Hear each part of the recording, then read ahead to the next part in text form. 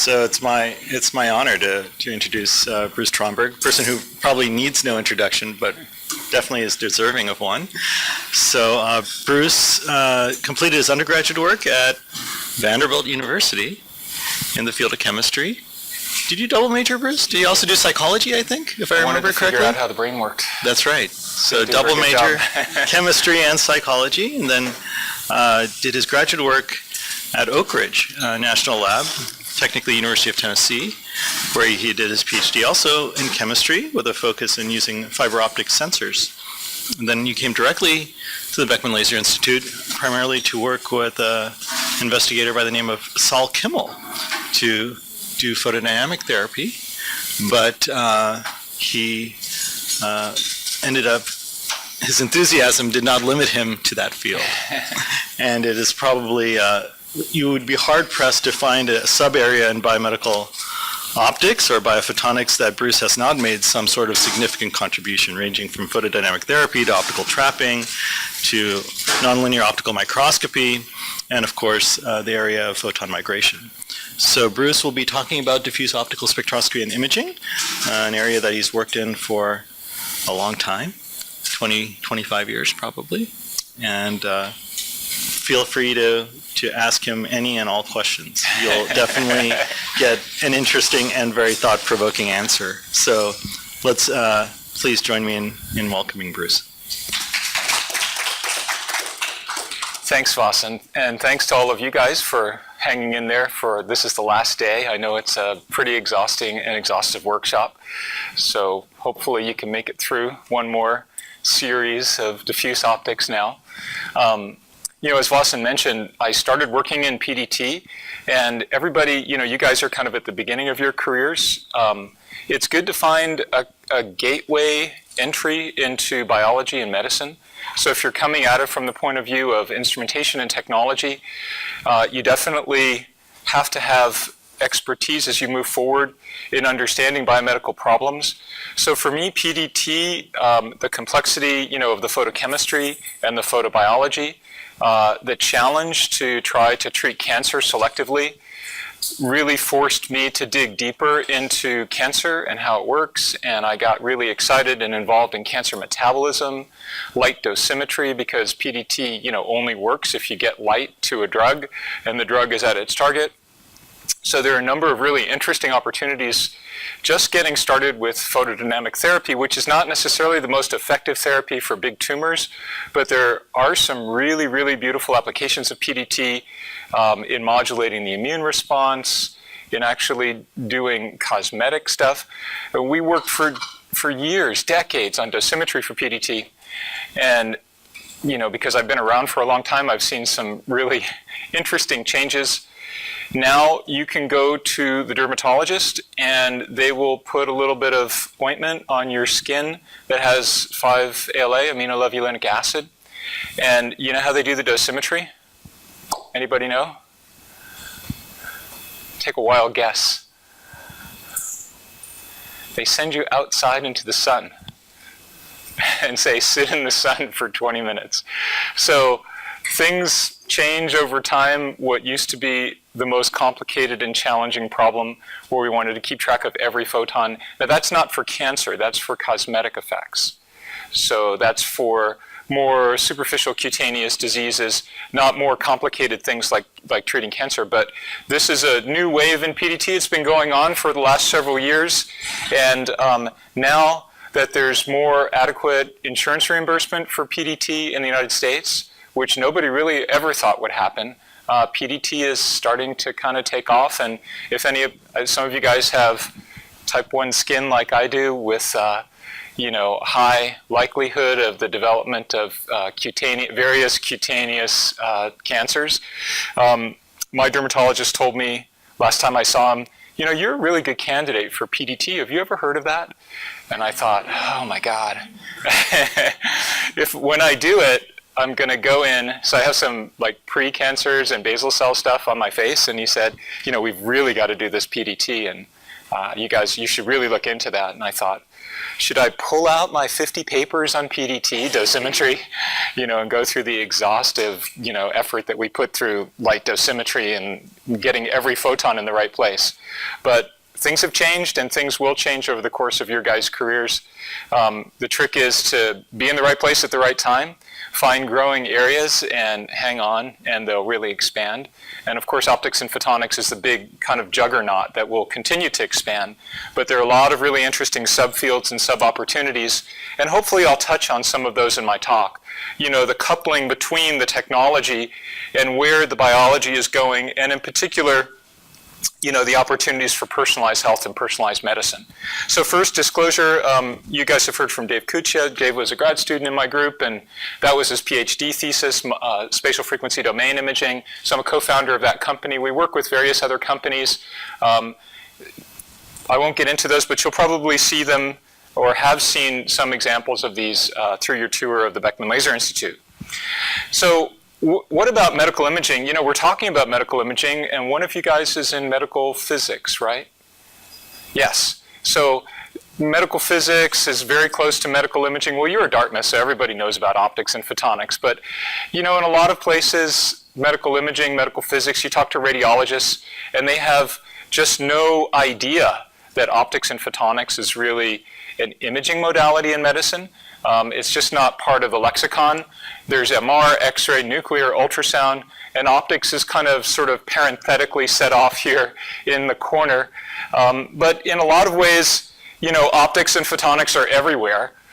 So here's a quick snapshot of this is not research, right? This is the stuff you can buy off the shelf.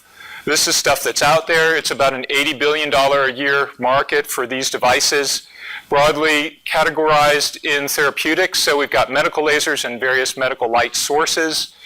Interestingly, with our visitor Chaim Teitelbaum from Israel here, the top medical laser companies are all in Israel.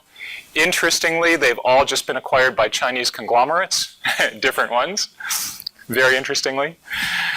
So, we've got Syneron Candela, Luminous, Alma, all Israeli companies. They're all actually located in probably 15 miles of each other, very close in this city called Yokneam, which is right next, interestingly, next to Armageddon, right, Mount Megiddo, Har Megiddo, yeah. So these lasers are lasers in therapeutic areas in medicine are about $1 billion a year business. And it's growing. I mean, all projections are for it to grow.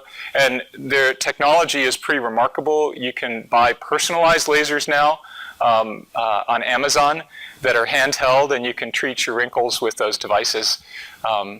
So really very interesting. In fact, Cynosure, one of these companies, is one of the participants in the development of that personalized laser. Laser eye surgery, LASIK, is the most popular elective surgery in the world. It's pretty remarkable. And I give lots of talks to groups, and whether they're kids or adults, and I ask people if they are familiar with LASIK. Everybody knows about LASIK. I say, do you know what a femtosecond is? And nobody knows what a femtosecond is. So of course, they work on unbelievable technology, really beautiful technology for measuring the curvature of the cornea, for using femtosecond pulses to make the flap. It's just exquisite. And these are really, really interesting stories for you to dig a little bit more deeply into to figure out how did they become successful and what was the course of development of these things. We do a lot of this, of course, in the clinic, both for cutaneous. We don't do so much in ophthalmology in the Beckman Laser Institute anymore, but back in the late 80s and early 90s, that was a really cutting-edge area of research that we were involved in. So in diagnostics, basically imaging and spectroscopy. So there are many devices and instruments. They're kind of in four broad areas. Oximetry.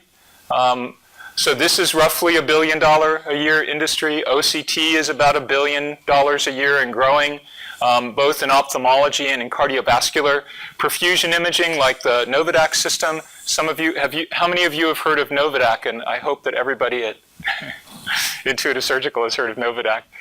So, and of course Sean has, because he's heard me repeat this question in other classes. So this company was actually, I guess it's still publicly traded, but it was just acquired by Stryker, a large medical device company, and they've been working for years on imaging approaches using exogenous fluorescent contrast agents. And the number one is indocyanine green, a molecule that was introduced in the 50s, mid-50s. And it's now kind of percolated its way into widespread use at state-of-the-art academic centers.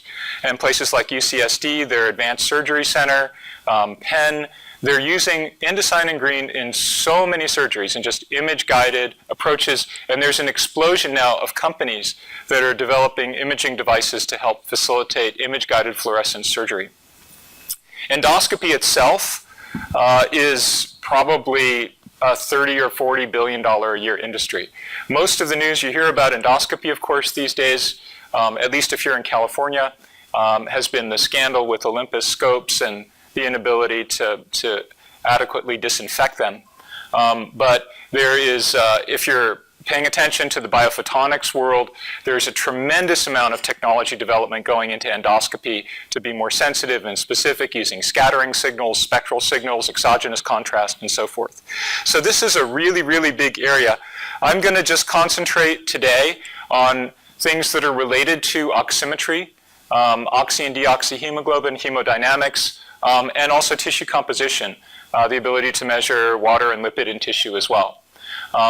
So these are off-the-shelf devices, and we are really interested in things that are not off-the-shelf, although it's really a pleasure, a luxury in a sense, to be able to buy things and compare your technologies to those standard technologies that have been validated over many years. So that's a very important thing as you're developing new approaches. But diffuse optics, and more kind of from the state-of-the-art point of view, we're interested in multispectral near-infrared, structuring light in both space and time. So all the spatial frequency domain concepts that you heard about, they're really derived from the temporal frequency domain concepts, and we'll go into those. And the whole goal here is to control the optical path length. So we can do multiple light scattering visualization, and this is a picture of me. I think I've showed it, too many times, but it's still very compelling. And I had a postdoc in my group many years ago in the early 90s, Karsten Koenig, and we started taking these pictures with state-of-the-art technology in the day, where I would stick a flashlight in my mouth, and he'd take the camera, we'd turn all the lights out, and take this picture. So the first one, we used a $40,000 zero-defect thermoelectrically cooled CCD camera, brand new, like in 1991. This one we used a Canon Rebel consumer camera with the IR blocking filter removed. The camera cost about $200. So it's amazing how the technology has progressed, number one. But number two, the physics is still the same. So here we're just using 850 nanometer light. There's a ton of light that's coming through centimeters of tissue. And this stuff, from the pupils, that's not external illumination. That's light that's propagating through my face and coming out of my pupils. And this little dark spot here, that's a little nevus. And I went to my ophthalmologist to confirm that. And that was there in 1991. So it's pretty remarkable, the kind of stuff that you can see. And I don't know if it's valuable information content, but it's really kind of compelling to help reinforce the point that light propagates much further than the actual distance between a given source and detector. It can go tens of centimeters into tissue and propagate through many different tissue types. But of course, the big challenge with all this is to make sense of it, to be quantitative. Because if I didn't tell you that I had a flashlight in my mouth, and I said, where's the source? You couldn't answer that question. And as any good medical physicist knows, if you want to figure out what's inside, you have to know where the source is and where the detector is. And you have no idea where the source is. So it's a really big challenge. So this is sort of the canonical view, and I know you guys are familiar with this, about measuring optical path length and why it's important. So in Beer's law, We need to know the path length, and we sort of, in a cuvette experiment in a spectrophotometer, assume that it's 1 centimeter if it's a 1 centimeter cuvette, and light will go through. The attenuation is related to the molecular absorption loss. That's directly related to the concentration. Here we have a fixed and known path length. But in turbid materials, absorption and scattering will alter the direction, the propagation. Scattering will deflect the propagation of the light. Absorption will attenuate it by capturing photons. And if we measure the loss on the other side of the cuvette, we can't calculate the concentration of the material in the cuvette because the path length is not known. So that's our big challenge. And if we can solve knowing the path length, then from a physics point of view, that will allow us to mathematically separate the absorption from the scattering in the tissue because they're taking place on different spatial scales and different time scales. And we can potentially localize that information in 3D. We can actually do tomography. From a physiology point of view, it's advantageous because we can measure perfusion and metabolism at depth, so oxy and deoxyhemoglobin. We can determine the concentration of other near-infrared absorbers and fluorophores. So water and lipid, together with oxy and deoxyhemoglobin, constitute more than 80% of tissue composition. So it's really a pretty impressive ability to quickly characterize the bulk of what tissue is made out of. And there's a huge amount of activity in developing exogenous dyes or particles to provide selective contrast and, in fact, even selective therapy. So it would be wonderful if you could do accurate dosimetry on those molecules. And how many of you are working on dye or particle development? You used to work on dye or particle, yeah. Well, that's kind of interesting. You know, with dye and particle development, there's so many people, I think if you go to any of our conferences, in fact, it's somewhat maddening, and I give them a hard time because they're all working on different things. And you can kind of understand that because everybody's got a very different, a different point of view, and they like to synthesize use different approaches for making molecules. But it would be nice if they could all gather around a couple of them and then sort of get those out into the community and really focus on pushing those forward. But there clearly is a huge amount of activity right now. Indocyanine green has emerged as the leader because it's been around since the 50s and it's been approved. But there are slight variations, sort of different flavors of indocyanine green. And those appear to be moving forward and could emerge. They have better quantum yields and some better solubility properties, and those could emerge as really, really important players in imaging and diagnostics in the field of medicine. So why are intrinsic properties important? Well, if you're trying to measure those molecules and you really want to be quantitative, fluorescence can be distorted by intrinsic optical properties. So if you have an absorber that's adjacent to your fluorophore, then the absorber is going to be interacting with the fluorescence emission and the fluorescence excitation. So it's really important to be able to characterize the intrinsic properties to correct for those distortions. And of course, that's not just true for absorption, it's also true for fluorescence. So how do we control path length? So that's really the mission with all these technologies. There are three basic ways. One is spectral control. We know that everyone knows intuitively that this is a rabbit ear with a tumor model in the rabbit ear. And we're just transilluminating it and just taking a picture. So this is blue light, green light, and red light. And intuitively, you can do this to your hand. You don't see any light coming through in blue, and you see light coming through in red. In the rabbit ear, of course, it's very, very thin, so you can see some light coming through, and you see some contrast with the blood vessels. So this is a consequence, of course, of the fact that hemoglobin absorbs light in these spectral regions so strongly. And hemoglobin absorption falls off by about 2 orders of magnitude once you get into the red from 600 to 700 nanometers, so that there's much more light propagation through here. So you lose a little bit of the contrast, of course, but you gain by having much more light coming through. And as you go in regions in the blue and the green, where absorption lengths and scattering lengths are comparable. And in this simulation, which is in a reflectance geometry, of course, these are all geometry and tissue dependent, but in this simulation, path length is just a few millimeters.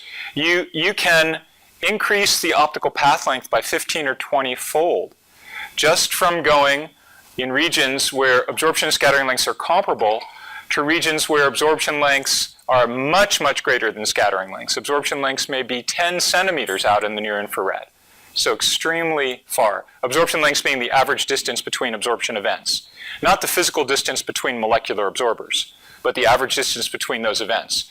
So in this region, we're scatter dominated, multiple scattering, and that's that picture of me. So the first thing we can do to control path length and to actually even do tomography is to just sweep through a lot of wavelengths. And many people have done that sort of thing to demonstrate tomographic reconstruction of subsurface objects. Interestingly, even out here in the near infrared, where you've got scatter-dominated light propagation, we're really sensitive to small absorption changes because of the enhanced path length. So it's like having a super, super long cuvette. So that means if there are small changes in oxy and deoxyhemoglobin and the ratio, so here we're just going from 50% oxygen saturation to 100%. You see the path length can change by another factor of almost 2 just by changing oxygenation state in the tissue. So those are clear ways to control path length and also clear rationale for making sure you have some idea and understanding of what path length is. And here, this is a personal illustration of that. So I like to try to use some of my personal photos to help motivate some of these topics. So this is a picture of me illuminated at 400 nanometers. And absorption lengths and scattering lengths, if you recall from that graph, are approximately equal. They're very short. Anybody know what the penetration depth of light is at 400 nanometers, the 1 over E penetrance? Or just take a guess. Well, what contrast do you see here? Clearly the contrast is different in the two images, right? So what's the contrast that you see? What's the origin? What is the physiologic origin of that contrast? Melanin, exactly. And it normally you won't see that with your eye. It looks horrible, but it's good that I have it because I'm like a standard reference material. So there's a lot of contrast from melanin. Where is the melanin? I don't say skin. We know it's in skin.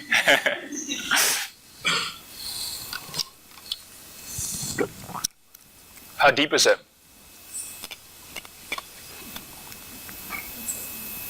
How deep? Just take a wild guess. How much?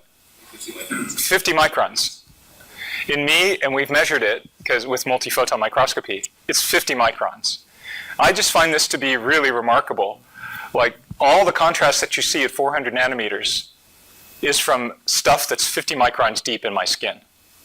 So it's a pretty impressive image. That doesn't mean that the light doesn't go 100 microns, but the principal source of contrast there. Now, here we are at 850 nanometers. So remember, optical path length is going to be 20 times greater, maybe even more.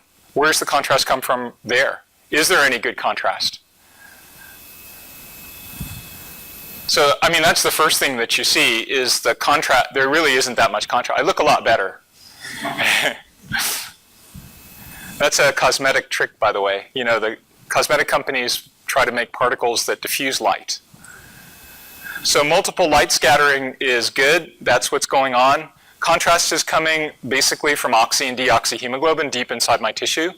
The near-infrared light just goes through the melanin, scatters multiply, and you get this nice, diffuse, healthy-looking glow that comes out that you could potentially emulate if you put a thin layer of material. Some of you guys may get jobs doing that for cosmetic companies if you pay attention to the light propagation models that you're using here. So clearly different sources, physiologic origins of contrast that are probing things at different depths just from this really simple spectral experiment. The second way to control contrast is in space.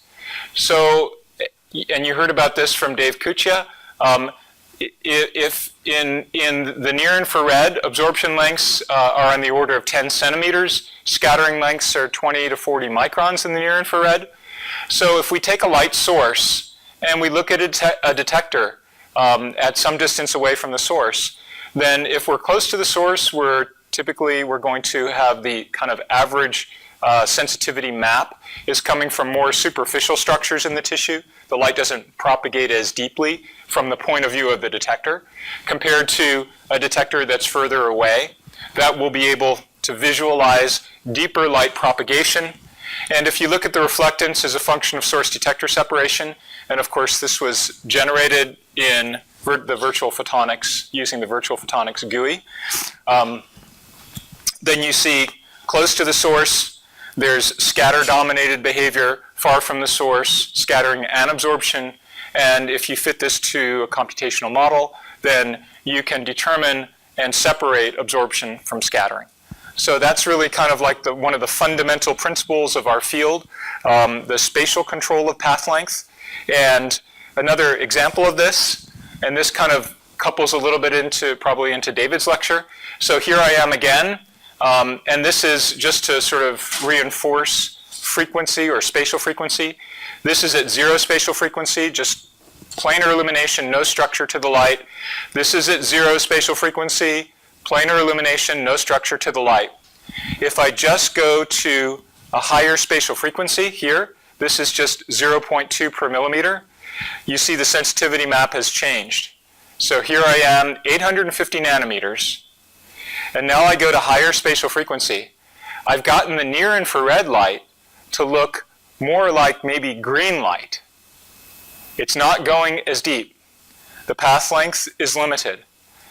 Just look at the origin of the signal. You can start to see superficial. You can see here the mark from my glasses. You see other features that are coming out that are reflective of more superficial structures. And that's the equivalent of having a short source detector separation or a shorter source detector separation in a probe type of experiment. The third way to control path length is with time. So only 3 ways: space, time, and wavelength. So that's all you ever have to remember in our field. So absorption times, remember absorption lengths are like 10 centimeters. So if you divide that by the velocity of light, you get an absorption relaxation time. That's the average time that it takes for a photon to be captured by an absorber. So this gives us fractions of nanoseconds as your sort of average relaxation time, which sounds pretty fast, but it's actually from a spectroscopy time scale, it's very slow. So half a nanosecond, scattering relaxation times are fractions of picoseconds. So if you take an ultra-short pulse, let's say a picosecond pulse, a few picoseconds, and you put it into a turbid medium, it will spread out in time.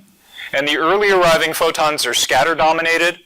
They really haven't interacted with too many absorbers or had absorption events that they're reporting on. And the late arriving photons are dominated by absorption events. And you can relate the decay, the tail of this pulse, to the absorption coefficients in tissue. And this is a very sort of more graphic illustration. It's not real, but you can sort of imagine that if you look at 2 different times, if you could really slice this very narrowly in time, and there are many problems with just being able to do temporal separation of the light, but it is possible, depends on your hardware, but the early photons are really propagating along more superficial paths, and the deeper photons are the later photons are propagating along deeper paths within the tissue. So it's a way of slicing your information content in space as well. Okay, is everybody with me on all that stuff? Any questions? That's kind of review for everybody. So let me try to summarize all this. So we're obsessed with measuring optical path length to be quantitative about measuring things in tissue. Intensity, how many of you use intensity measurements? I think everybody always uses intensity, and they're great, they're fantastic. But they can be misleading in some cases if you are looking at complex materials. So it's really nice to get an additional dimension, the time dimension. And if you can look at stuff in time, in the real domain, you're looking at pulses and they spread out. if you look at stuff in space in the real domain, you're looking at points of light, and they'll spread out in space.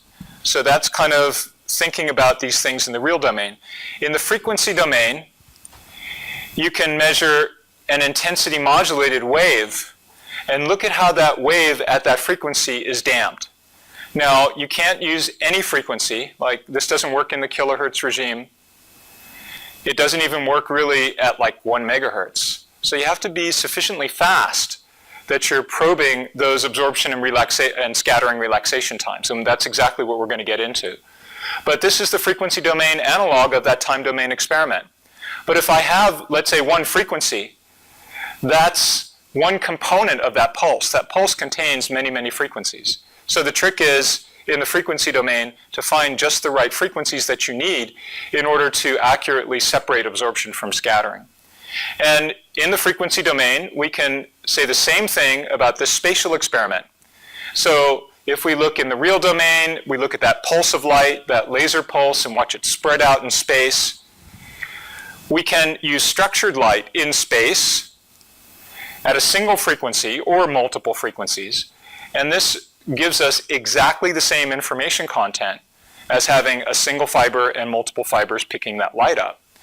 But the difference between this experiment and this experiment is the convenience of having non-contact illumination with a camera detection and being able to map in every pixel in your field of view absorption and scattering, because you can look at the frequency dependence of that light propagation. So clearly these two approaches, the spatial and temporal frequency domain methods, if you understood and followed everything in that spatial frequency domain lecture and all those exercises, the temporal frequency domain is exactly the same thing.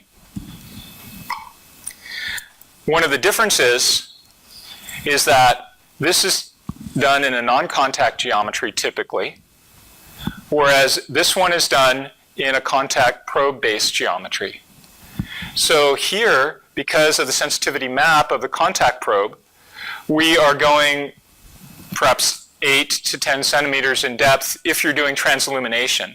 So most experiments are done kind of more practically in a reflectance geometry with a probe and a source and a detector separated by 3 or 4 centimeters.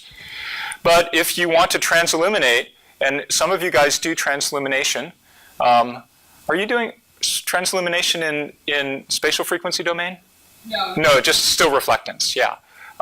But definitely the Dartmouth group does a lot of transillumination tomography, and people will, of course, use some compression, but you saw that picture of me. You can get light through a lot of material, so you can get through about 8 to 10 centimeters of material. Depends on, of course, your sources and your detectors.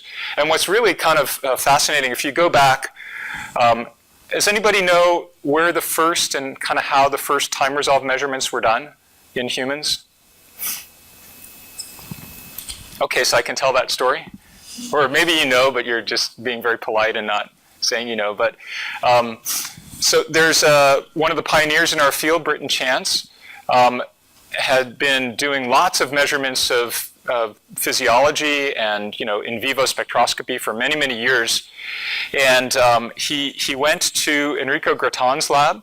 Enrico had a national center, a resource center supported by the NIH. And this was in about 1988 or 1989. And he had some very, very unusual lasers and detectors that today are super commonplace. He had picosecond pulses, and at the time it was really, really hard to get picosecond pulses and to get picosecond lasers to work.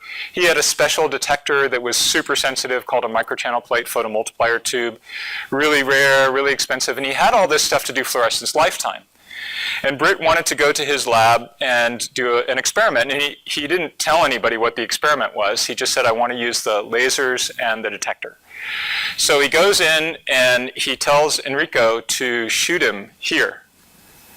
And Enrico just had no idea what he was talking about. And he just said, shoot me here. And finally, like through the communication, they realized he wanted Enrico to shine the laser into this part of his head. Like he sat down right in front of the laser, put on his laser goggles, got the laser, go right in here, and put the detector up here. And those are some of the first light transport measurements through turbid materials, human skull, human brain, and so you can transilluminate through the brain, even in 1989, and experiments kind of took off from there. And of course, many of you follow the field of brain imaging with near-infrared and FNIRS, and it's really grown tremendously. So let's look at temporal frequency domain in a little bit more detail. If we have a source and it's oscillating in time, and a detector separated some distance away, then we'll have multiple scattering of the photons in the tissue. And that oscillation in time, if it's sufficiently high frequency, is going to result in dispersion of this wave. So there's going to be some phase lag, some phase attenuation of that wave that will maintain its temporal features. And there also will be some damping of the wave. So the damping is going to occur at this is basically an overdamped spherical wave, and it's damped at a rate of about 27 dB per modulation wavelength. Now, from just kind of a practical point of view, if we put a detector some distance away and we have our source function, then if we look at the difference between the source function and our detector in terms of the oscillation of that wave in time, then we can measure the phase and the demodulation of that wave, and we can relate those two properties, phase and amplitude. We can relate that to the character of the wave, the phase velocity of the wave. That describes everything that we need to know about that wave. The nice thing about this is we don't have to measure an absolute amplitude. We can measure a frequency-dependent amplitude and a frequency-dependent phase, and now we're not so subject to all of the potential problems with just measuring DC intensity. So, and Vossen will go into, of course, much more detail about this. What we use, these are all model-based techniques. So we use a diffusion equation in this scatter-dominated region, and essentially that diffusion equation describes the fluence rate in space and time, the buildup of the light, which is coming from a scattering term, the loss of the light, and a source function. And here, as you guys know, we have a photon diffusion coefficient. So this is just like molecular diffusion or thermal diffusion. In fact, when we worked out boundary conditions for this, and I worked on this for almost 4 years, where you guys are fortunate to be able to build stuff and take them right into patients or animals. We worked on just the basic technology probably for about 5 years, a boundary condition problem where we built in the lab a giant spa. It was, I don't know, it was just huge. I can't remember the exact size of it because we didn't want a boundary condition. We didn't want to have any interaction with near-infrared light at the boundaries. And so really to get rid of all of that, we had to build this giant tub and just fill it with intralipid. It was really an interesting experience, which resulted in a nice paper that you guys can look at it back from the early 90s on the boundary condition problems. But you've got this diffusion coefficient, and the propagation of light is just like the propagation of heat. We used a lot of work that people had done in the late 1800s on boundary conditions for thermal diffusion, and just sort of brought them over into the photon diffusion field. And that's another, I think, important point, is keep your eyes open for things that are happening in other fields and move them around, because they can be very, very impactful. So, those are some basic parameters. If we look at that source function, and in the frequency domain, we're actually then looking at a scalar density wave. If we are modulating our fluence rate in time, there's going to be an AC and a DC component to that modulation, that intensity modulation in time. So in infinite medium, the AC, you can solve for the AC term, and this actually allows us to see that we're really looking at a wave that is a complex wave with real and imaginary components. So Ki and Kr will provide you with information about the phase and the amplitude of that wave. So it's a true wave. It's not like an electromagnetic wave with a field, but it's a scalar density wave. And through kind of the early parts of the early 90s, many people were working on ways to describe the dispersion, the scattering, the interference, using just the wave properties themselves as a method of identifying subsurface inhomogeneities and doing imaging. And there's lots of information content that comes from this wave. So just digging a little bit deeper into the wave, when you talk about waves, you basically want to look at the dispersion relations of a wave, and that's looking basically at frequency omega versus k, the complex wave number of that wave. This is just a standard way in physics or engineering to look at any wave.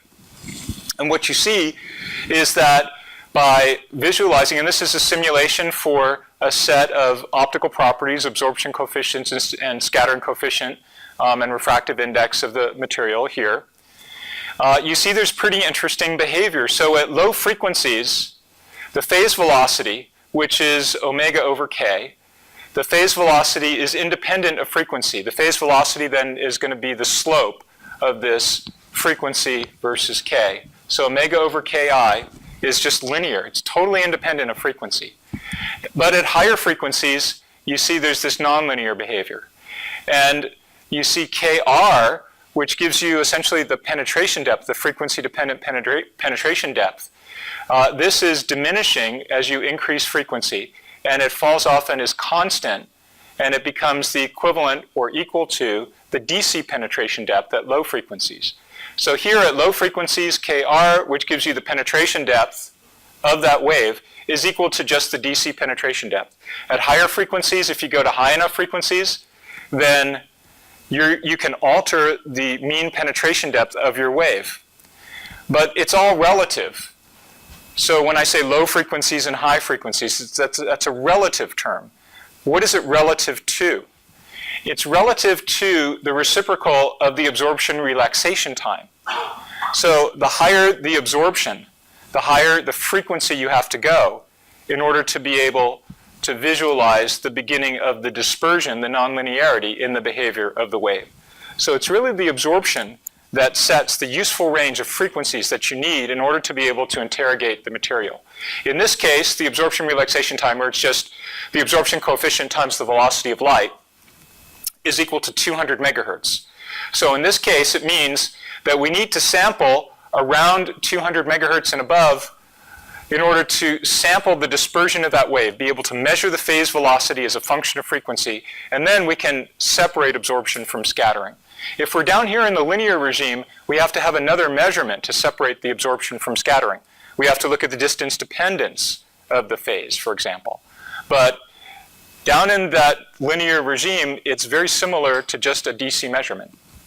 There is still the time information content, but just on the phase alone and the phase and the amplitude, if you're in that linear regime, you can't really separate absorption from scattering.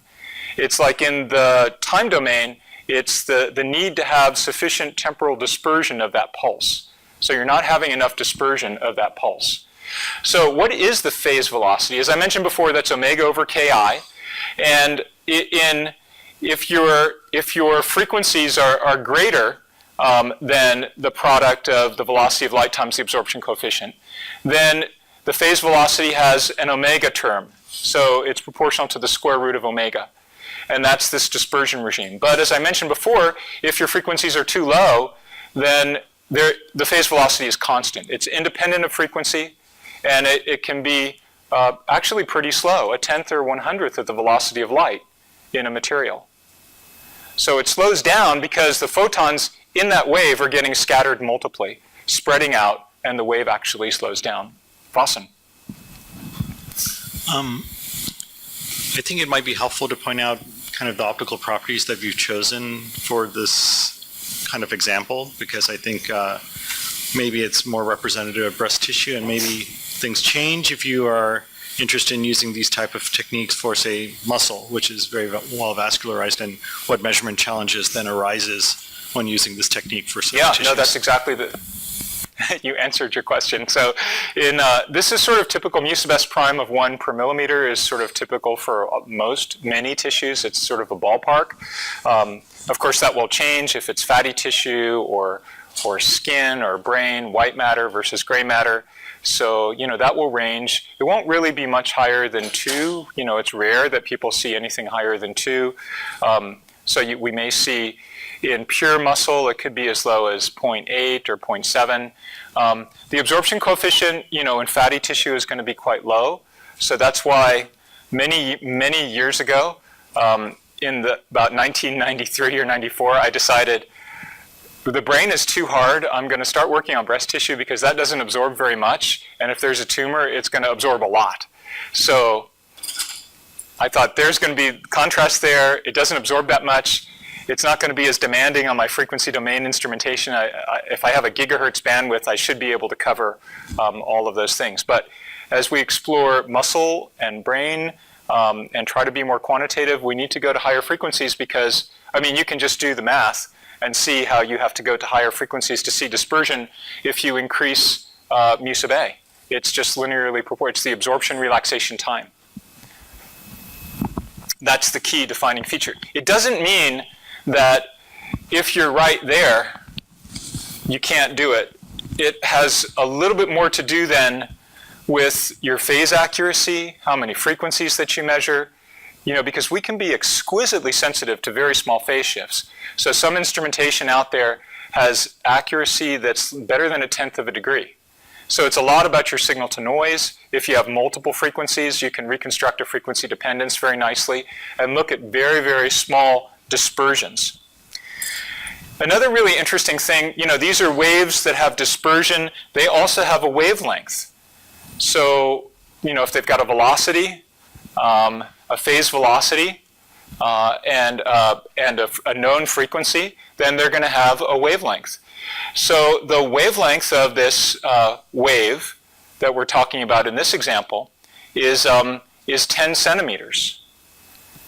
So I always find that to be really, really interesting because, if you just have that wave intensely modulated in air, then its wavelength is 9 meters. So the optical wave and that wave, when you go into the tissue and all the photons are being scattered multiply, that multiple light scattering is kind of like a way of focusing the light, in a sense, on the absorbers. And the wavelength itself is substantially reduced. That reduction allows you effectively to make kind of a near field measurement. Your source and your detector are only separated by, let's say, 3 centimeters, 2 centimeters. So we're measuring a fraction of that modulated wave's wavelength. And that fraction is somewhat close to the actual path length of the light in the tissue. So if I have a source and detector separation of, let's say, 4 centimeters, the differential path length factors that people have measured, which are the difference, the multiplier that allows you to sort of see what the actual path length is, multiplying your source and detector, the actual physical separation between the source and detector, that differential path length factor can be 4, 5, or 6. So the actual path length of light in tissue can be 15, 20, 25 centimeters. So it's really kind of interesting. By using this density wave construct, you're sampling essentially this optical, the actual real path length inside of a tissue. And of course, you can use these techniques to absolutely calculate that real path length. So what we do is we measure the frequency-dependent amplitude and the frequency-dependent phase. And we do this for each laser, and you guys will see this instrumentation. So we turn one laser on, and we modulate, sweep through multiple frequencies, fit to the phase and the amplitude. And that's our actual data and model fit. And then we can calculate the reduced scattering coefficient and the absorption coefficient at those wavelengths. And if we then, and this is a very common constraint in our field, we know from me theory that scattering has to fall off as some sort of prefactor times wavelength to some power. So A lambda to the minus B, where we talk about A as the prefactor and B as the scatter power. And these are related to A as the density of scatterers and B as the size of the scatterers. So if we fit this and constrain this to fall off in that way, we can recover these parameters. And then we combine with time-independent reflectance, so just DC broadband reflectance. So it's quite easy just to measure broadband reflectance over the same source detector separation, the same view in the tissue. But this is just an intensity measurement. But if we convolve that and constrain that with the wavelength dependence of scattering, because that's just a physical behavior that we can constrain, then we can calculate the absorption coefficient, the mu sub A, at all those wavelengths where our broadband DC reflectance data is providing information. So this is a really kind of convenient way of getting the full wavelength dependence of scattering spectrum and the full wavelength dependence of absorption using just a few intensity modulated light sources. So back when we first started doing this, I just kept thinking, you know, let's get another laser and have another wavelength. And we got up to 8, 9, 10 lasers. And so that definitely is one approach. Actually, when I first started doing it, I had what's called an argon-pumped dye laser. And probably none of you have ever used one of those. You may have read about it in a history book. They're extremely, you know, kind of really not that easy to work with. Of course, they have dyes. But a nice thing about them is you can tune the wavelengths. So we did this spectroscopy wavelength by tuning this laser. And to modulate that laser, we had an external modulator on the table called a Pockle cell. And it was just so cumbersome, I actually had to climb on the table to align the laser, you know, with the Pockle cell. But now we just through sort of a clever trick, you can combine a few laser diodes with a broadband light source like quartz tungsten halogen light source. And you can mathematically then calculate absorption and scattering over all the wavelengths and do spectroscopy in tissue. And why is this important? Well, as you guys know, water has a very beautiful peak here between 960 and 980. That's a third harmonic overtone of the fundamental infrared absorption of water at about 2.9 or 3 microns. Lipid has another beautiful overtone. That's at about 920 to 930, and that is also a harmonic overtone. One of the very interesting things about the water and the lipid peaks is because they are overtones of vibrations, OH and CH respectively, then the molecular environment of the water and the lipid, if they're associated with macromolecules, if they're saturated or unsaturated in the case of lipids, then you'll have broadening and changing of those spectral features. So you get a lot of really interesting information content, and we've explored some of that over the years. And oxy and deoxyhemoglobin, of course, they have their characteristic spectral features with an isospestic point right around 800 nanometers. So these are all the commonly used components, but then there are a lot of other things. Anybody know what some other things are in tissue that are absorbing out in that region? Name a few molecules.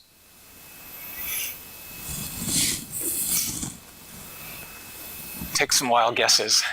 This is your moment of, are you awake?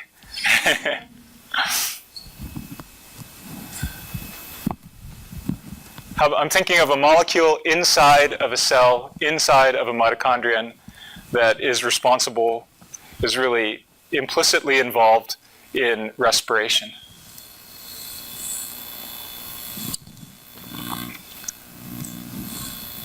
And without it, we'd all be dead. I guess we'd all be dead without these molecules too.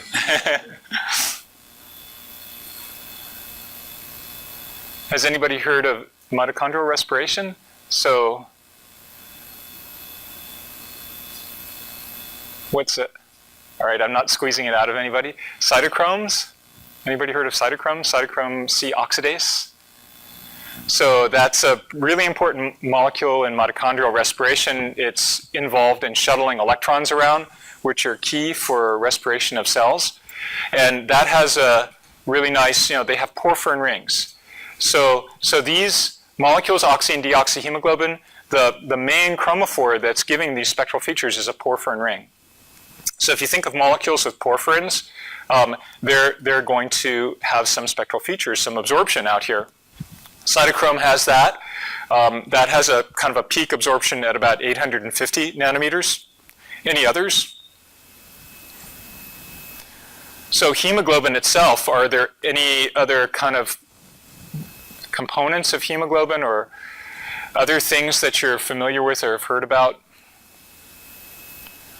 Anybody heard of methemoglobin? Methemoglobin is another oxidation state of iron, so Fe3 plus rather than Fe2 plus. And a number of things can drive the formation of methemoglobin. It's not a good thing to have because it interferes with oxygen binding capacity of the hemoglobin. So if you have elevated levels of methemoglobin, that's bad. Carboxyhemoglobin, anybody heard of that? So the oxygen can be substituted. You can swap out carbon dioxide, carbon monoxide, NO, nitroxylated hemoglobin, a lot of things. And then hemoglobin, of course, if you've got it like leaking out into your tissues, your body doesn't like that. So oxyhemoglobin is vasoactive if it's extravasated outside of your blood vessels. What do you think it does if it extravasates? So you get a bleed. What does your body try to do? What does it do? It tries to stop the bleeding. How does it do that? Well, all that stuff is going on, but the first thing that happens is that it's a vasoconstrictor. So, your body has really great feedback and control systems. So if there is the sensation, the determination that hemoglobin is in a place where it should not be, then you're going to have massive vasoconstriction. So has anybody ever had a bruise or a wound? What happens to that over time? It swells. Definitely it swells. You got the extravasation. You have all kinds of inflammatory response. But if your eyes are a spectroscopy instrument, how would you describe what happens to your bruise? It changes colors. It just goes through this weird color change. What is that? Well, there's really good spectroscopy opportunities there, and many people have explored that, including one of our colleagues and collaborators for many, many years, Lars Fossand, who just died over this past year, a pioneer in our field, who recognized that you could date the age of a bruise, a trauma, a blunt trauma injury, just from spectroscopic characterization of that bruise. And the biologic processes behind that are when your body sees that hemoglobin where it's not supposed to be, there's upregulation of a certain enzyme called heme oxygenase, and it tries to get rid of it. So it perceives bleeding, it tries to shut the blood vessels down. It knows that this molecule is not good to have out there in the extravascular, extracellular space, and enzymes are secreted. Heme oxygenase is one of them, and it tries to chop it up and break it down. And so what you see, that eventually kind of orangey kind of look, brownish thing, is hemosidrin. So that's a breakdown product of heme. So these are the big ones, but you can have a lot more. And in something like a tumor or a bruise, a wound, a trauma, an injury, you've got a lot going on. There's a lot of stuff in there. That's a really interesting opportunity. So from the spectroscopy, you can calculate the concentrations of these components, and these are the concentrations for that particular measurement. Our technology has evolved over time. I talked about climbing up onto a table with a big argon pump dye laser. This is a snapshot of that technology with big RF synthesizers, and it took basically a whole room. We've managed to get it on carts over the years, bring it to other places, including, of course, Dartmouth and BU. And now we have a fairly portable, board-based system. The 4 lasers are in here, and so is the quartz tungsten halogen lamp and the spectrometer, and the whole interface is relatively straightforward. There's the probe, there's another probe, I think Anais, you may be the model in that. So there, and you guys will see that this afternoon. So what are some of the interesting things? We've touched on a few applications. And Vossen, we have until? Yeah, till 10. Till 10, okay. Yeah, no, I think we should. So now we're going to shift gears. This is the demarcation. No more photon density waves, although I may allude to them. So this is kind of a switching point and a little bit of my biased view of this is how I see biology and medicine. It's this struggle kind of between supply and demand. Some people call this bioeconomics. These principles, of course, are valid in across many different spatial scales. It's a really interesting way, I think, to look at biologic systems. So we've got oxygen supply, and the partial pressure of oxygen at the arteriole is about 90 millimeters or so. So we've got relatively high oxygen tension. And in mitochondria, it's where the sinks are, where the demand is taking place. So every one of your cells is kind of like a piston in an engine. Combustion. For those of you who remember chemistry combustion, what do you make? If you combust any carbon and hydrogen-containing material? Energy. So the idea is that you're going to make energy. That's good. So what's the energy? What is the unit of energy that's being made? ATP. So that's going to drive all the processes that we need to, make proteins and DNA and nucleic acids and cells divide and locomotion and everything. But getting back to the combustion, I heard, did you say CO2?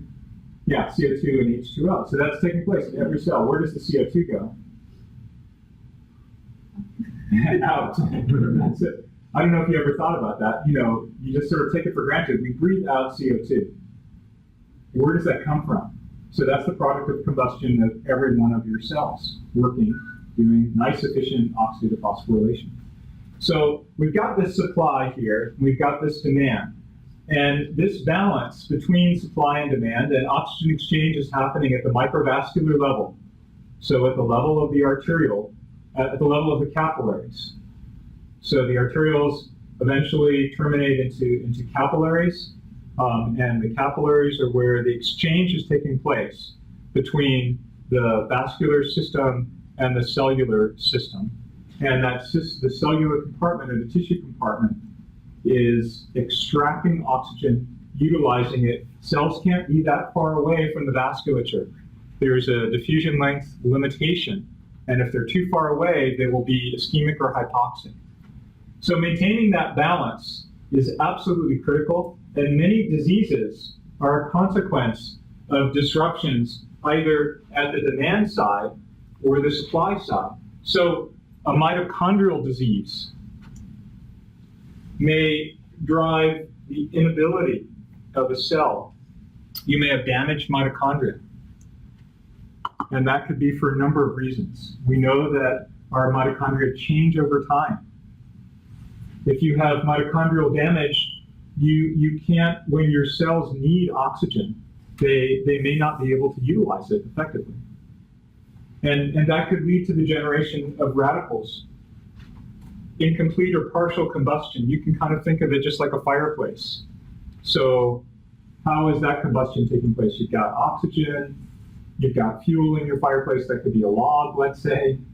If you get this nice, clean, bright burning fire, that's like very good mitochondria. But what if your wood is wet? What do you get? Smoke. Smoke, you can think of the smoke as like the free radicals that are generated.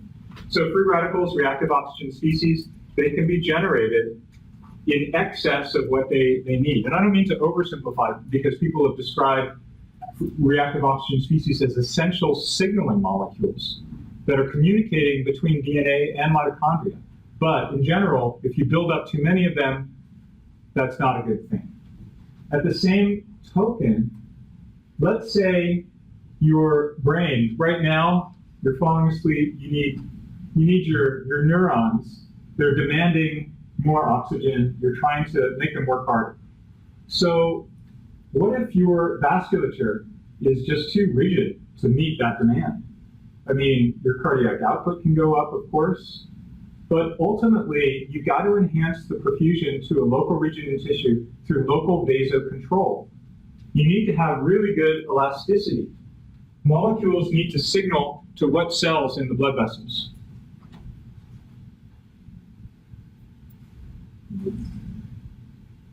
Which ones? The ones lining the blood vessels? Endothelial cells. So those endothelial cells are actually controlling the vascular tone. So soluble factors will be signaling to those endothelial cells when you need more blood to a particular region. And that's what all of your brain should be doing right now. Hopefully you've got lots of good signaling going on, and your neurons are getting more blood. But what if you have vascular stiffness? What if you have atherosclerosis? What if your collagen has cross-linked because you have chronically elevated glucose levels? And those chronically elevated glucose levels cause glycosylation of your collagen and other extracellular matrix proteins, causing substantial rigidity. Or perhaps they've changed entirely the vascular permeability of your blood vessels. So they can't meet the demand. So you've constantly got this, give me more oxygen, give me more blood, give me more glucose, but your vasculature can't actually meet that demand. And these are not science fiction scenarios. These are the fundamental processes that are occurring in virtually all disease.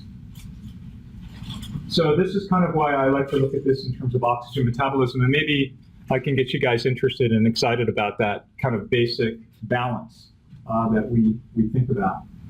So these techniques, the hemodynamic techniques, have been used in a number of ways, and I have a few examples to highlight. This is not our study. This is a group at Lübeck, a group of anesthesiologists. And what they did was they used a commercial. This is now actually a Medtronic company, Medtronic Inboss oximeter. It's the market leader, and it's really everywhere in pediatric intensive care units and neonatal intensive care units. So it's a CW oximeter placed on the forehead. And what they wanted to do was look at the impact of brain oxygenation on survival. This is the ultimate outcome study. These are called survival curves. How many of you guys have seen survival curves? Usually we see them with animal models, right? Like we gave these rats tumors and here's their survival. This is a population of 1,200 people, and these are the survival curves at 1 year for those 1,200 people. They all underwent bypass surgery. They had their brain oxygenation measured prior to surgery. So this is the total population, and this is the high-risk group. 1,200 patients, just by looking at brain oxygenation prior to surgery, what they saw was that if your saturation was less than 50%, then you had a 25% greater chance of death at 1 year. Your survival, look down here at 1 year, was about 70%, whereas about 95% if your saturation in your brain was greater than 50%. That's pretty dramatic. Now, if they even segmented that population a little bit further and stratified all these people into a high-risk group, and I don't remember exactly what all the high-risk things were, but I'm assuming they were other complications from cardiovascular disease and diabetes and obesity and other things, smoking. If you're in this high-risk groups, you only had a 45% chance of survival at 1 year. 45%. And the difference between the high-risk survival at 1 year and the high-risk group and the if your saturation was greater than 50% is from 45 to 80. So clearly, if your brain saturation levels are greater than 50%, that's a good thing. But what if they're 52 or 55? I think this is a really dramatic study, and it kind of should inspire our field to be able to have even more accurate. So this is a CW oximeter. It's old technology that's been around for 25 years, 20 years. So if we had even better technology, we could get more informative and predictive measurements of outcomes for patients. And this outcome prediction is dramatic. And this is one of the reasons why oximetry, brain oximetry is growing. And there's a company here in Irvine called Massimo. They are the market leaders in pulse oximetry. And they've moved into developing brain oximetry and combination devices also with electrophysiology, specifically for anesthesia monitoring. This is why this is so important.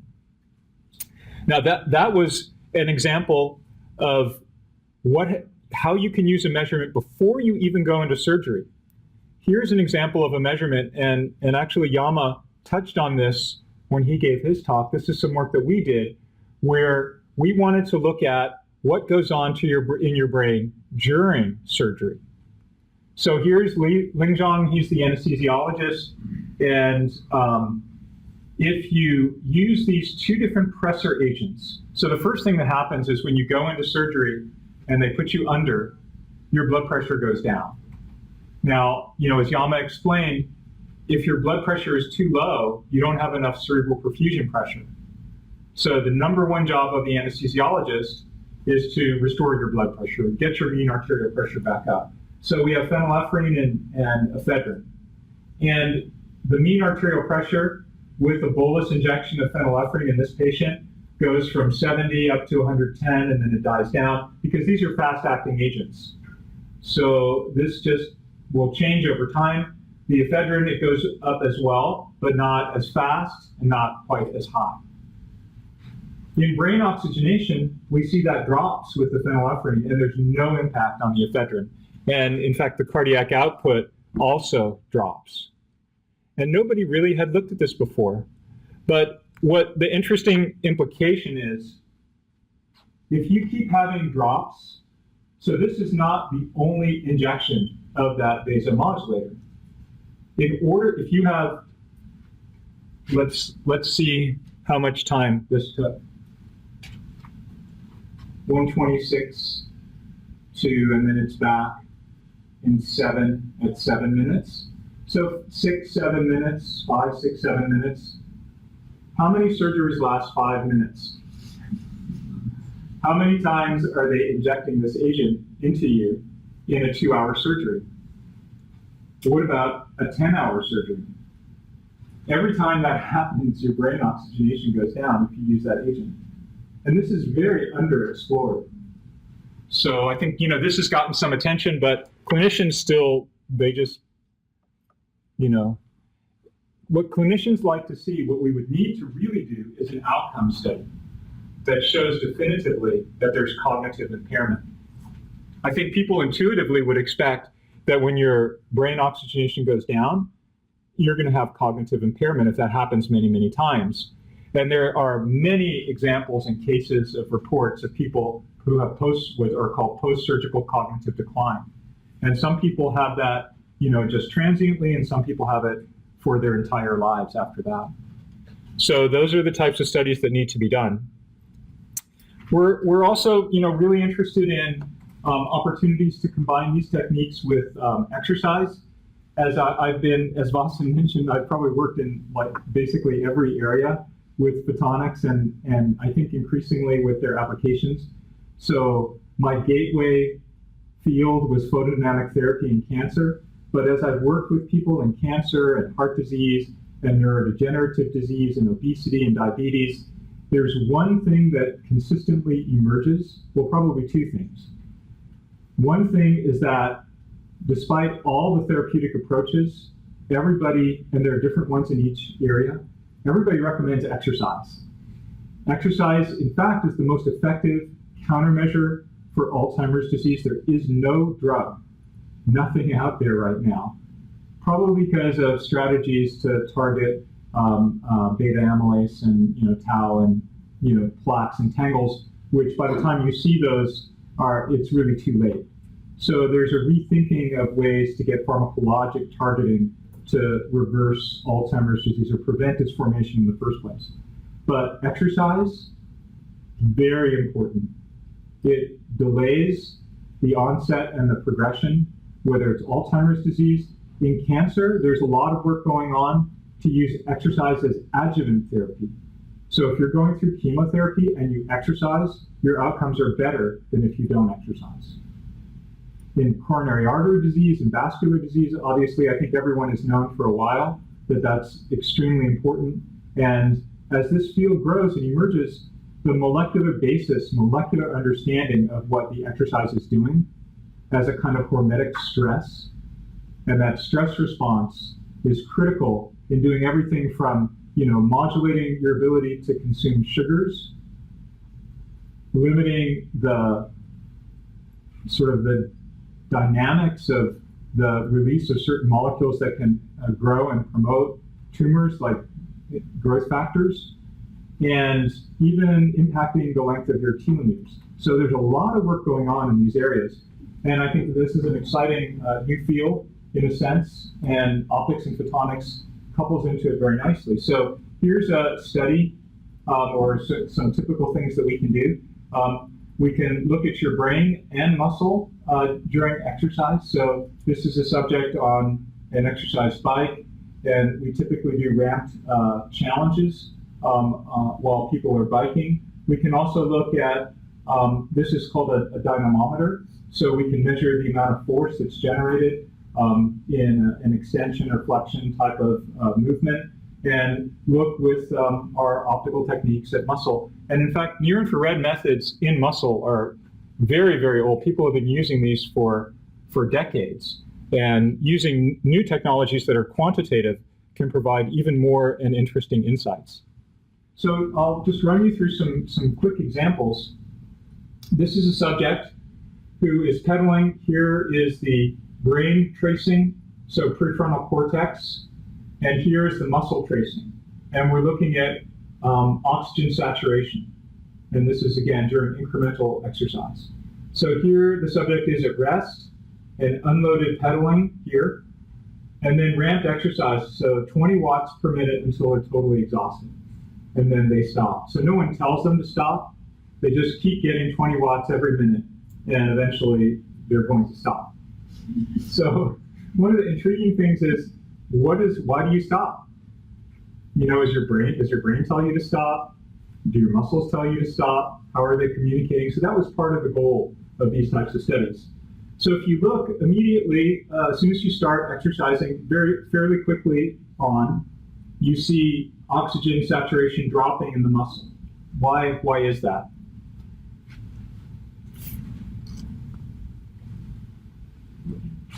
Working, but what's going on in the muscle? Metabolism. You're combusting fuel. The muscle is, you got to make ATP, and you've got two ways to do that. So you've got oxidative phosphorylation, you've got glycolysis. So, you start off with oxidative phosphorylation, you're consuming a lot of oxygen, your blood vessels are supplying it, your deoxyhemoglobin will go up, your oxyhemoglobin will go down, so your saturation levels are going to go down. What's going on in your brain? It looks pretty good for a while, and then your brain oxygenation starts to drop. And this is kind of dropping towards the end of the exercise, and we sort of have speculated that this is a hallmark, perhaps, of fatigue. There could be a lot of interesting things going on. So let's focus on the brain. So if we break this down and we look at deoxyhemoglobin in blue and oxyhemoglobin in red, what you see is that during this exercise, there's an increase in oxyhemoglobin, which is reflective of an increase of perfusion into the brain. And why do you think that there's an increase in perfusion in the brain? Well, your cardiac output is going up. When you're working really hard, you're making CO2. CO2 is actually dissolved then in your blood. As your CO2 levels go up, it starts to acidify your blood, and your brain will start to have its blood vessels expand, because acidification of the blood, the first response is vasodilation, because your brain thinks it's suffocating, and your brain is the canary, in the coal mine. It's the first responder. It's the one that's conserved. everything has to be conserved in brain. Your brain cannot tolerate hypoxia. But here, what you see is a reversal. So the supply can't meet the metabolic demand at this point. And here, we're beginning to see a rise in brain deoxyhemoglobin. So this could be an increase in metabolism in the brain. And this drop here, it coincides with a drop in end-tidal CO2. So we're actually measuring the end-tidal CO2. Why would there be a drop in end-tidal CO2?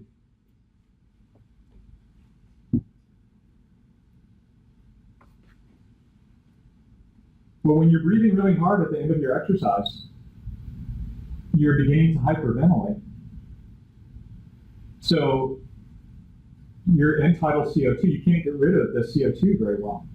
And you can start to actually introduce some alkalosis into your blood. So you can be reversing this acidification and start to introduce alkalosis. This is just speculation. We don't know this for sure because we're not measuring the pH in the blood, but these are kind of circumstantial evidence. Here on this side, there is definitely an increase in the end-tidal CO2. So we think that this increase in the oxyhemoglobin is related to blood acidosis, and perhaps the reversal is the opposite process. And if you look at the muscle, what goes on is that there's increased oxygen extraction, so we see deoxyhemoglobin go up, but then it hits a plateau. So there's no further extraction. And this is kind of like basically like your aerobic threshold. So there's no more oxygen extraction. It doesn't like happen immediately, although you see it begins to plateau, but you start to enter into anaerobic metabolism. There's a component of that all along the way. So you're oxidative, and then you're just not pulling any more oxygen off. So, clearly you're into glycolysis here. And you're building up lactic acid. Lactate is increased, and you're trying to get rid of that lactate. So a lot of really interesting information you can get just from these oxy and deoxyhemoglobin experiments. And the beauty about this study is it's done with time-resolved spectroscopy. And I'm going to skip over a few of these because this is more work on muscle and looking at different ways to build muscle. This is paced breathing and its impact on the brain. We'll have to come back to that later. But you guys can probably do that experiment this afternoon. Here's an interesting, somewhat new area. We know adipose tissue is extremely important. It's really difficult to measure. You have to go into an MRI or a DEXA scan, and even those, you're not really looking at metabolism of adipose tissue. It's been somewhat underappreciated over the years because it's been somewhat of a mystery, but you know that you probably heard about visceral fat, brown fat, white fat, yellow fat. There's a lot of interest now in understanding the role of adipose tissue in modulating metabolism. We know it's a great fuel source. We know that it can promote insulin resistance, so the abundance of adipose tissue. There are hormones and signaling molecules in adipose tissue that can really significantly impact your metabolic pathways for glucose utilization and diminish your response to insulin. So we wanted to look at patients who were undergoing extreme weight loss or extreme dietary restriction to lose weight. So these are patients who were able to map their adipose tissue, subcutaneous adipose, using diffuse optics. And the question that we're asking is, could we detect structural and functional changes in the adipose tissue while they're undergoing these diets? And this is a 12-week period. And could this provide some early feedback on the diet or other interventions in metabolic disease? What's going on with adipose tissue metabolism? So this is kind of a surprising result. If you image the adipose tissue with ultrasound, you only see that there's adipose tissue. You don't get any information about the functionality of the tissue. And really, you don't even get any information about the structure.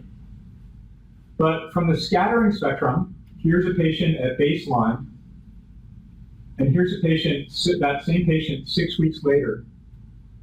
There is a huge change in the wavelength dependence of scattering. And we typically don't see that in individuals. You really have to have a significant different tissue type. So if you look at white matter versus gray matter, or muscle versus breast tissue, there's definitely a difference in wavelength dependence of scattering. But here's a change that occurred in this patient just during weight loss. Severe calorie restriction, less than 1,000 calories per day. Something is going on with their adipose tissue. Now, what about the absorption? If there's something going on, then that's also probably going to be communicated in the absorption spectrum. So here is baseline, where you see the water to lipid peak ratio, and you see this very nice a lower deoxyhemoglobin region here. And here's 6 weeks into the diet. You see already this water to lipid ratio has changed, and you see an increase in this region that's reflective of deoxyhemoglobin, suggestive of increased perfusion, increased metabolism in the tissue. There's something going on in the adipocytes. Yes, Sean. So I'm just curious if you looked. I was just curious if you looked at the absorption and scattering structure of adipose tissue in people who already have normal weight levels, and what That's exactly what we're doing right now. Okay. Exactly what we're doing. If you want to volunteer, we have a lot of opportunities for that. So That's good. I'm trying to lose weight. no, I mean, I think it's really fascinating. So we're going back and looking at our patients who, were under medical management and just comparing that to our normal subjects. And the first thing that's jumping out at us is that, yes, there are differences. The big differences that we're also finding, because we have a really interesting population of kids, so pre-adolescent, adolescent, and post-adolescent. And there are changes as you age, as you might expect. So, but it's kind of cool to measure that spectroscopically, to look at the spectroscopic basis of the difference in a tissue over time. Just a quick question on these measurements. So where exactly are they taken? And do they vary on a single person? Here you go. Yeah. So, here are the images. And so we have a whole series of images, and you can look at the paper, and it kind of goes through all that stuff. In many of our measurements, we'll make a grid, and we have a grid on these patients. And here's mapping, scattering. This is an image of the A parameter mapped topographically onto the abdomen. And here it is 3 months later. So there is some spatial variation as well. As you know, with adipose, there is some spatial variation around the abdominal region. And here's the water content. So, we see what appears to be enhanced adipose tissue perfusion and metabolism, possibly beige fat activation, possibly activation of mitochondria. Possibly, if the adipocytes are shrinking, we've reduced the diffusion length between the sinks, the mitochondria in those adipocytes, and the source, the microvasculature that's adjacent to those adipocytes. All right, so I'm going to try to zip through and wrap things up with kind of this last example. We've been working a lot in breast cancer, and early on, I felt like background absorption is relatively low. Tumors are, they go kind of crazy with lots of cells and lots of vasculature, so the contrast should be pretty good. And it's somewhat optimized for the frequency regions that we're looking at with our frequency domain instrumentation. And so we're interested in a couple of major questions. One, is a tumor malignant or benign? Differential diagnosis. And two, is it responding to chemotherapy? So those are some of the broad areas that we've been looking at. So you've seen the instrumentation, and essentially the idea is to take that probe and put it in multiple locations, and absorption and scattering will change as we move it around. So these are the kinds of maps that you can make. These 3D images are actually generated using Xbox Connect, and you can just take a snapshot. In this case, we have a model In the future, we hope to actually be able to do this with real patients. But as you see in the near-infrared brain imaging field, you see topographic maps that are wrapped around the anatomic map of a brain. And so we've started to use this way to visualize because physicians really like it. It resonates very well with them. And they can kind of immediately understand this as a radiologic technique. So this is a patient where you can see oxy and deoxyhemoglobin contrast, water contrast, lipid contrast, and the synthesis of this deoxyhemoglobin, water, and lipid into a tissue optical index that's a higher contrast index that you can see. So this is an example and a potential for differential diagnosis when you see that contrast. There's functional information, of course, embedded in that. These measurements are taken on 1 centimeter centers, and then to get a nice sort of smooth visualization that each of the points is interpolated. But clearly, you could measure on closer centers, so they could be 5 millimeter centers. It's just a matter of time. And so the instrumentation right now takes a few seconds for each point, but there are lots of bottlenecks that can be overcome in the actual instrumentation. And, we're pushing to be able to just go zip, zip, zip, and do it continuously. Here's a really great example of a patient in our study. This is part of our Akron American College of Radiology Imaging Network study and multi-center trial. So here's a patient who's a responder to pre-surgical neoadjuvant chemotherapy. And you can see baseline early therapy response for the tissue optical index, mid-therapy, and post-therapy. And it's really remarkable whether you're looking at optics or MRI. It's just incredible and really impressive. And you get a very different appreciation and understanding of what oncologists do when you see a big tumor go away. It's really quite remarkable. But this doesn't happen in all cases. In fact, about 20% of patients are non-responders at all. It just nobody knows why. It has to do, you can have the same molecular subtype, you can have the same chemotherapy agent in 2 different people. One can be a responder and one can be a non-responder. So it's just not known well enough. We know from the genetic basis of the disease that there are a number of driver and passenger genes, and it's just super complicated. And every breast cancer is so amazingly complex and unique. And therapies are moving more and more towards approaches that can take advantage of that understanding of the complexity. But right now, it's very, very early days. But what we do have, we have the downstream physiology, which is a compilation of all of those driver and passenger genes, the interplay between those and post-translational modifications, and all the methylation that takes place, and the immune response that's modulating how the tumor is driven to progress and respond to treatments. So this is sort of a distillation measurement of all of those things in a dynamic physiology point of view. And it looks at it in the context of that supply and demand, that oxy and deoxyhemoglobin. So it can be very valuable in being able to sort of look at responders and non-responders and potentially predict them. Here's a case of a perimenopausal patient who is triple negative. You can see her cancer at baseline. You can see it on ultrasound at baseline. So ultrasound will typically give this hypoechoic image.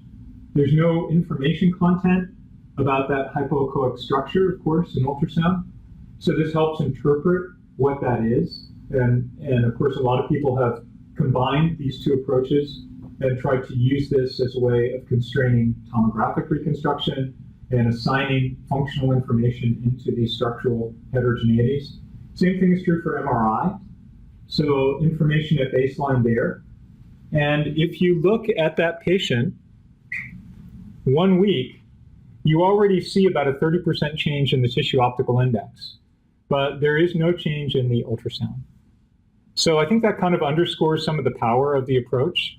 And you don't see this for everybody, but there's a lot of potential to continue to kind of push this stuff and explore where it can be used in clinical diagnostics. You know, another area that's important are hormonal therapies. And how many of you have heard of tamoxifen? So tamoxifen is given to women typically who have ER-positive breast cancers, luminal type of breast cancers. If you've had breast cancer and you have a lumpectomy or a mastectomy on one side, then the risk of developing breast cancer on the other side increases. So that's why tamoxifen is given. It's designed to prevent risk, but this tamoxifen doesn't work for everyone, not surprisingly. And as I've looked into this in more detail, there's some really interesting things that are going on, both with technology from our field and potential to couple that into genomic-based technologies. So how many of you have heard of cytochrome P450? I know that now you've heard of cytochrome because I mentioned that molecule. So cytochrome P450 pathways are responsible for your metabolism of all drugs in the liver. And you can have polymorphisms there are many different cytochrome P450 related genes. And you can have polymorphisms in those we all have polymorphisms. Polymorphisms are just single nucleotide swaps. They're called SNPs, single nucleotide polymorphisms. So just one molecule can be different in a gene, one nucleotide, and that can impact the way that you metabolize different drugs. And one of these big metabolizers is CYP2D6. This CYP2D6, if you have polymorphisms in that can impact how you metabolize tamoxifen. Why is that important? Tamoxifen itself is not a drug. It's actually what's called a prodrug. The way it works, you take it, and then your CYP2D6 pathway converts it to the real drug, endoxifen. If you have polymorphisms in CYP2D6, you will not make endoxifen, and you won't be a very good tamoxifen responder. Now, we started working in this area of breast density and risk, and then applied this. So Tom O'Sullivan got a very nice DoD fellowship to do this study over actually several years to do whole breast mapping, and Ace is sitting there as the expert in being able to do this. And you can see the internal mammary artery there. A lot of information content as we slice through all these different contrast functions. And the beauty of having a quantitative technique like these methods we're talking about is you can measure patients over extended periods of time. So this patient, this is 1 year, baseline tamoxifen. You can see a 10% change in lipid. We're also doing MRI density measurements. There's almost a 50% change in MRI density. What's our longest patient, Anise? Is it like 2 years now? So we've been following some people for 2 years? It's a year and a half. Year and a half. I think we're supposed to follow them out for 2. Just a year and a half? Only a year and a half. So, you don't really see that much in optics. You definitely hear about that in MRI, and certainly in ophthalmic OCT, that's this absolute standard. That's a way to follow people. And sometimes you just need to follow people over time. So potentially these are really nice bedside tools. In this case, we believe that this patient is being responsive because it's the endoxifen itself that's causing the remodeling of the breast tissue and suppressing the glandular activity and causing the extracellular matrix actually to eventually remodel to more lipid-like material. So let me just try to wrap all this up in a very simple way. So diffuse optics can be a pretty simple and convenient tool for bedside monitoring. The technologies themselves can also be quite wearable and very powerful for looking at drug or radiation therapy. Clearly a lot of activity going on in surgical guidance. Potential really nice coupling into predicting risk and outcome, and easily integrated into multiple modalities. You know all of sort of the nice features to this. You've probably heard a lot about personalized medicine. So this is personalized physiology, and really interesting opportunities to couple this with genomics, particularly known molecular pathways for metabolic alterations of certain molecules that are key for eliciting a certain function. Just because you have, let's say you have those polymorphisms in your cytochrome P450 gene, that doesn't mean that you will not be able to metabolize. So there are many other factors that are involved. So just the genomic information itself is not enough to definitively determine whether or not you will not be a responder to tamoxifen. You need to actually see the phenotype, the downstream physiology. That's blood work. That's functional information that we can get from these types of measurements. So combining that with genomics can be a very, very powerful way of personalizing medicine. And of course, a big challenge for all of us all the time is to connect our optical endpoints to clinical outcome.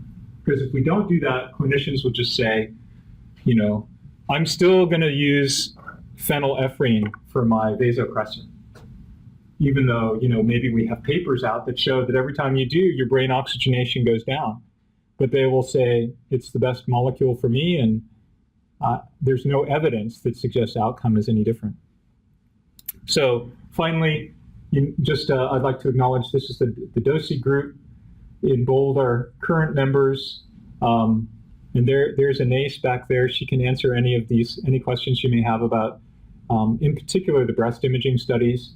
And you'll meet Rob and Brian, and I think perhaps Jesse is going to help with some demos. You'll see these demos, and alumni of the group who are in various locations and our collaborators. So thanks very much.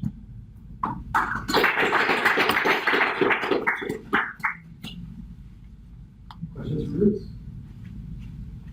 I hope that was broad enough.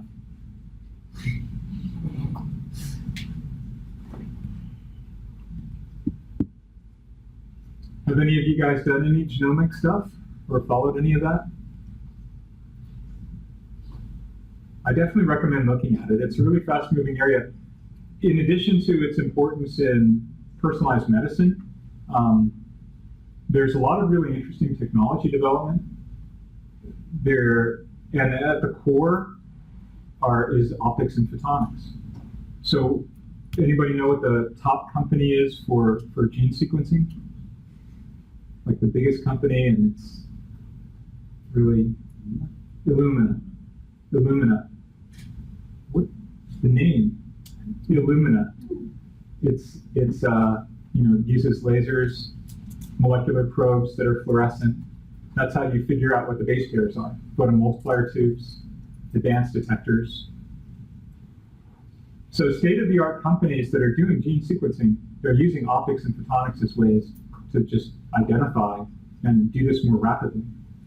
And it's a very interesting story. I mean, we think of our field as having explosive growth, and you hear about that a lot. Like you'll see papers particularly from the OCT community and the photoacoustic community. Look, in 1992, we only had 2 papers, and now we have 2,000. If you look at the world of biology, if you look at genomics, does anybody have any idea how much it costs to sequence the human genome the first time?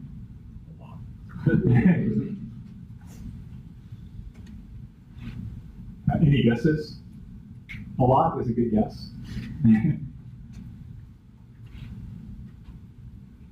Well, really, no guesses? 10 million? 10 million? There's a good start. How many say more than 10 million? How many say less? More? Or Sean? 3 billion. Yeah, you're looking it up. $3 billion. Has anybody done 23andMe or Ancestry.com, or how much did it cost you? It's free, actually. Okay, I paid $160 for 23andMe. Now that doesn't do deep sequencing. That just looks at, some of the variants. In some cases, it can be like 100 variants, but it does 22,000 genes. But there's a company not far from you guys called Helix that is a spin-off of Illumina, and they're going to do full sequencing for $200. That's their price point. I find that to be insane. That's just absolutely remarkable. So whatever you do, just be aware of all these things that are going on around you. Definitely optics and photonics, light propagation in materials. That's the most important thing. There's no question about that.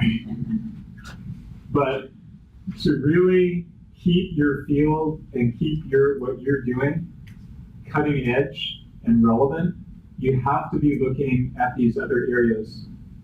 For gene editing, people have heard of CRISPR, I'm sure. Do more than just hear about it, just dig into it, and you'll find synergies between what you're doing.